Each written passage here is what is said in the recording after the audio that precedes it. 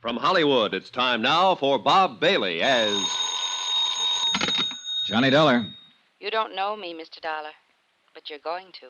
Well, I can hardly wait. You won't have to wait.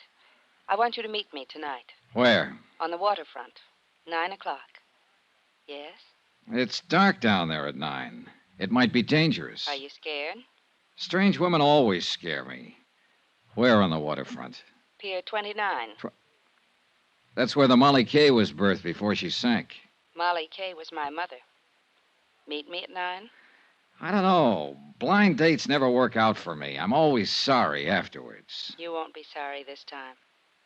Is that a promise? That's a promise.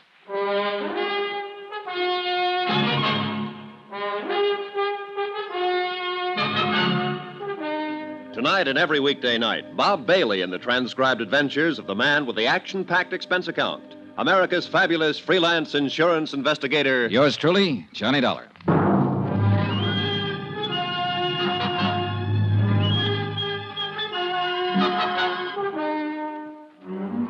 From Special Investigator Johnny Dollar, present location San Francisco, to the Home Office, Marine and Maritime Casualty Limited, Hartford, Connecticut. Assignment, the Molly Kay matter. Expense account continued. Item 3, $4.65. Food. I needed it. It had been a rough day, rough from the standpoint of legwork. I'd covered most of the usual sources and usual angles, and for all I learned, I might as well have stayed in bed. The freighter Molly Kay had sailed out of San Francisco Harbor and gone down in the Pacific, and nobody wanted to talk about it. They were all too busy shaking in their boots and looking over their shoulders, scared to death. I was even beginning to look over my shoulder. Item 4, 70 cents, taxi to the Embarcadero. Sure, I kept that blind date. I wouldn't have missed it for the world. Here, keep the change.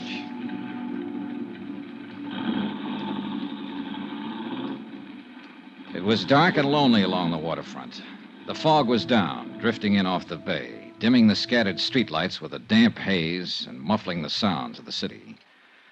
Alcatraz, lost and hidden somewhere behind the murky, wet blanket, kept sounding its mournful warning across the water.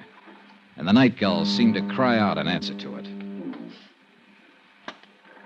I crossed the siding tracks and headed toward Pier 29 and toward whatever was waiting for me there. Or whoever. The office and warehouse of the Brawley Shipping Company, owner of the Molly Kay, was about halfway out the pier. I'd been there earlier in the day and found it closed and locked. But there was a dim light burning there now.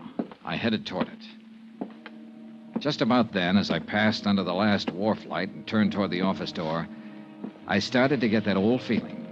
I'd had it before in other places. Once in the heart of an Orinoco jungle, in an alleyway in the Casbah of Algiers, one time in London Soho, and again in Suez. Somewhere, close by, hidden by the fog and shadows, there was somebody watching me. I stood listening, straining to hear some telltale sound in the darkness. Nothing. But there were a dozen hiding places within a radius of 50 feet, and I wasn't fool enough to start searching them, not knowing what I'd find. I turned to open the door to the Brawley office. Get your hands up, Mac. He'd been standing behind a post right beside the door. Okay. Now, what are you prowling around here for? I was restless, couldn't sleep, and I loved that foghorn. Wanted to get close to it. Knock it sort off, of... wise guy. This is a gun in your back, not a peppermint stick. Oh, don't say things like that. I faint easy. One more smart crack at... Wait a minute. Turn around toward the light. Sure. I'm always glad to oblige. Just sucker up. All right, come on, let go of it. Stop it, you... Let go of that gun. You're gonna break my... All right. Come on, get up, get up. Come on your feet.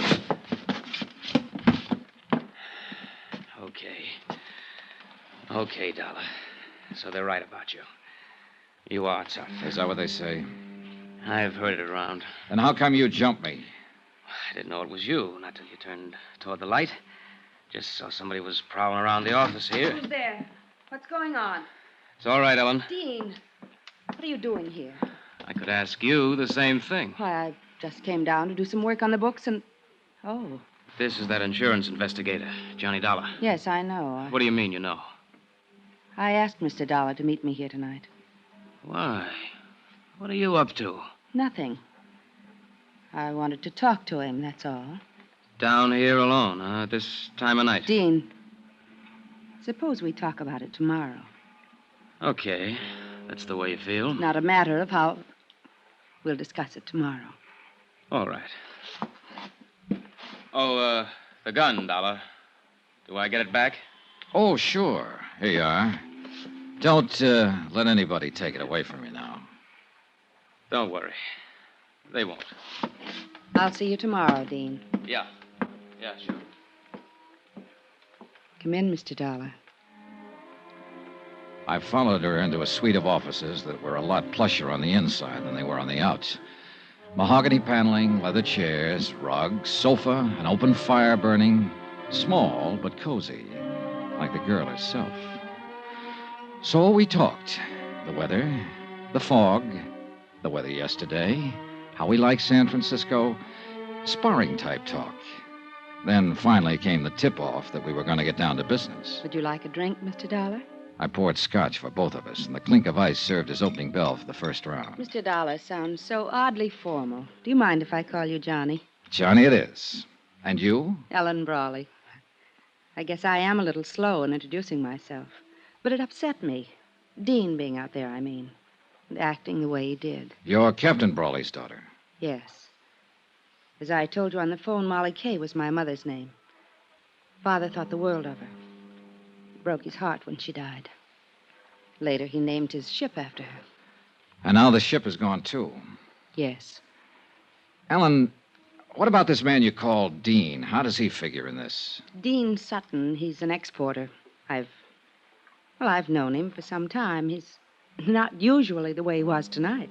Jealousy always makes a difference. Jealousy. Sure, it's stuck out all over him. He just does business with my father. It was his cargo that sank with the Molly Kay. Grain, bound for Japan. Oh, I see. I've gone out with him quite a lot, but he takes far too much for granted. I'm a free agent, Johnny. I call my own shots. Yeah, I guess you do. So tonight you call me. I heard about the hearing. How you questioned my father. Accused him of sinking his own ship to collect the insurance. I didn't accuse him. It amounted to that, didn't it? I said I was sure somebody had done it. He put the shoe on his own foot before I even had it out of the box. What makes you so sure? Oh, a lot of little things that don't add up. What little things don't add up, Johnny? Oh, this and that. Did you know your father put a heavy mortgage on the Molly Kay 7 months ago? How did you find out? Bureau of Records, Maritime Division. Know when the mortgage comes due? Next month. He had to install new boilers. That's why he did it. And he'd have been able to pay it off after this last voyage. He'd also be able to pay it off after he collected the insurance and have a lot left over. You're wrong. You don't know my father. No, I don't. Do you know who holds that mortgage? A woman named Lu Tang. That's right. Better known as Shanghai Lou. She owns a nightclub up in Chinatown. Quite a girl. You know her? Very well. All right, Ellen, let's quit circling around and get to the point. What's on your mind?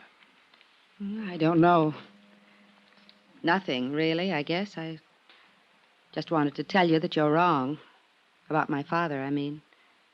If the Molly Kay was sunk deliberately, he had no part in it. I'll make a note of that, even though your opinion may be a little bit prejudiced. Well, Are you leaving? might be a good idea, don't you think? Wait. Johnny, Yeah? I was sort of hoping we'd be friends, maybe. Oh, I feel very friendly toward you. Do you, Johnny? As much as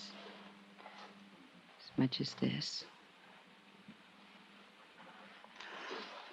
That much, Johnny?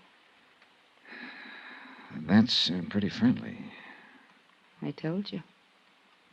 I call my own shots. I know. But you didn't tell me you're engaged to Dean Sutton. I found that out from a newspaper It file. was all a mistake. It was his idea. And I thought you always called your own shots. Don't go, Johnny. I promised you on the phone that if you came, you wouldn't be sorry. I'm not. Good night, Ellen. Outside on the pier, the fog was thicker than ever. The wharf lights were dim glows in the swirl of mist, and sounds, even close ones, were muffled and hollow. I couldn't figure Ellen Brawley, at least not completely, where she stood in this and the reason for the pitch she'd made. I left the pier and turned west along the Embarcadero. Mr. Dollar? Huh? Over here. Get out of the light. Evening, sir. You're out late, Mr. Hawkins. Well, I was waiting around. I kind of wanted to talk to you. I saw you come in the taxicab earlier. All right, let's talk. I hope you don't hold it against me, jumping up in the hearing room that way, but I was scared. Scared of what, Mr. Hawkins? I don't rightly know. That's the trouble. But there's something strange going on, Mr. Dollar. And it ain't safe for a man to let on he notices. The whole crew feels the same way. That's why they ain't talking about it. About what? Things that's happened, things that ain't been brought out yet. And I wouldn't be talking neither if Bill Mack hadn't been a mighty good friend of mine. Bill Mack. He was one of the 2 men who went down with the ship. That he did. May he rest in peace. But you're wrong, Mr. Dollar. There wasn't 2 men. Bill was the only one. What? That Chinese steward, Benny Wong, he didn't drown. He was in that lifeboat that got to shore. Then the men in the boat knew it. Why didn't they say so? Well, they was scared to. He disappeared later, and they was all scared to say anything. I don't know what's happened to him since... Here, back of this wall. Keep your head down. I crouched behind the concrete tide wall, my gun drawn, and peered into the darkness, trying to catch some sign of movement behind the blanket of fog, listening for some faint sound that might be the giveaway. Nothing. And to go hunting in those shadows against somebody who knew the waterfront would be about as healthy as stepping out in front of a truck. I gotta get out of here, Mr. Dollar. I gotta get away from here. Hawkins, wait! I ain't doing any more talking. And it won't do you no good to ask. They know every move a man makes. I got nothing more to say. All I want is to stay alive. So that was that. Fear again. He was scared to death. And I couldn't very well blame him. That shot had come close. But there was one thing Hawkins hadn't thought of. I had. And I didn't like the thought. That bullet might not have been meant for him. It could have been aimed at me.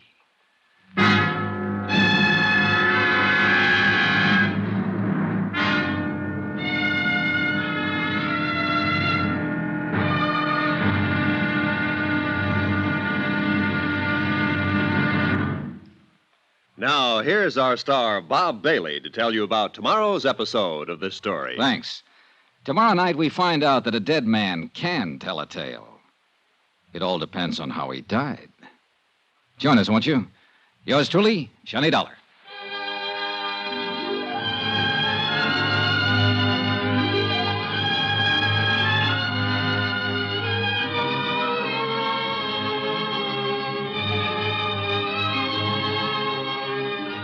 Yours truly, Johnny Dollar, is transcribed in Hollywood. Written by Les Crutchfield, the entire production is under the direction of Jack Johnstone. Be sure to join us tomorrow night, same time and station, for the next exciting episode of Yours truly, Johnny Dollar. Roy Rowan speaking.